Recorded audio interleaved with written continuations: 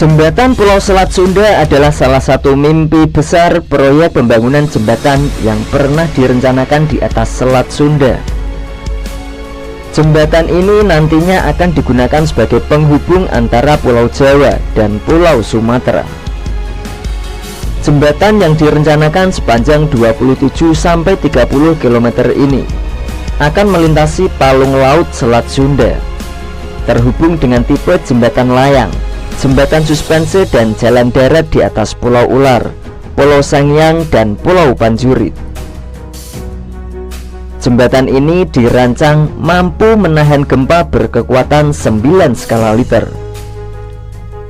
Ide dan gagasan ini berasal dari Profesor Setiatmo, seorang guru besar di Institut Teknologi Bandung pada tahun 1960.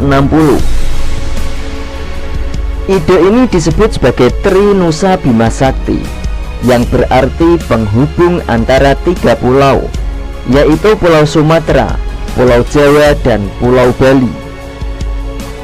Kemudian pada tahun 1965, Soekarno sebagai Presiden Republik Indonesia memerintahkan kepada ITB agar melakukan uji coba untuk mendesain jembatan penghubung tersebut.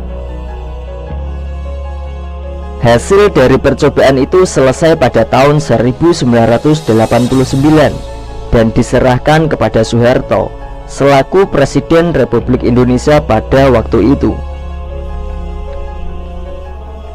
Pada tahun 1997, Soeharto memerintahkan kepada B.J. Habibie selaku Menristek.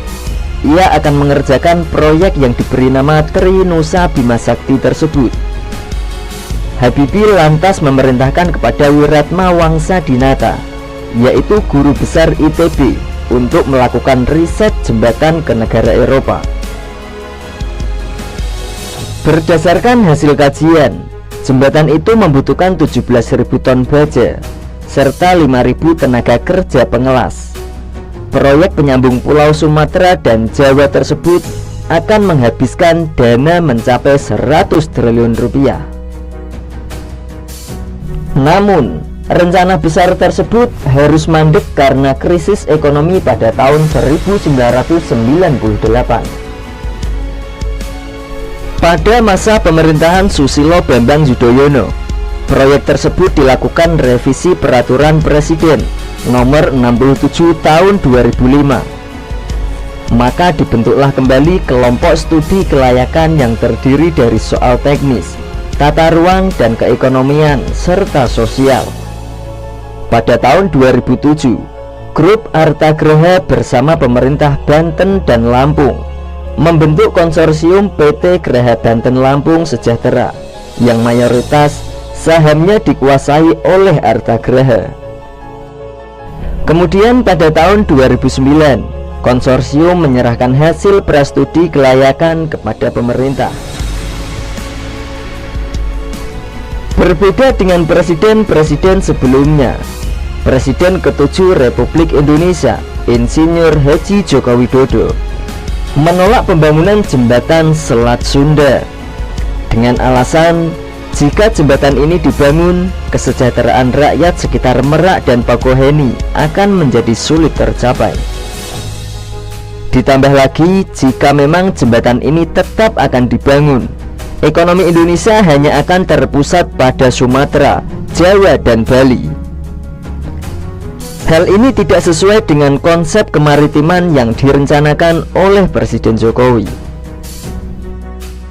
Selain itu, pelabuhan dan pengusaha di sekitar Merak dan Bakauheni akan mandek karena lalu lintas yang semula melalui pelabuhan Merak Bakauheni akan beralih menggunakan jembatan Selat Sunda. Belum lagi diperlukan dana investasi yang sangat besar dan teknologi yang tinggi karena jembatan akan melewati palung Selat Sunda dan rawan goncangan gempa karena berdekatan dengan anak Gunung Krakatau.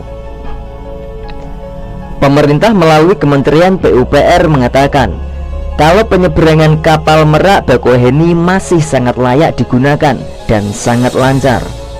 Menurut Presiden Jokowi, dana sebesar itu bisa digunakan untuk membangun wilayah lain di Indonesia. Lantas, apakah jembatan Selat Sunda dengan panjang 30 km akan terrealisasi di kemudian hari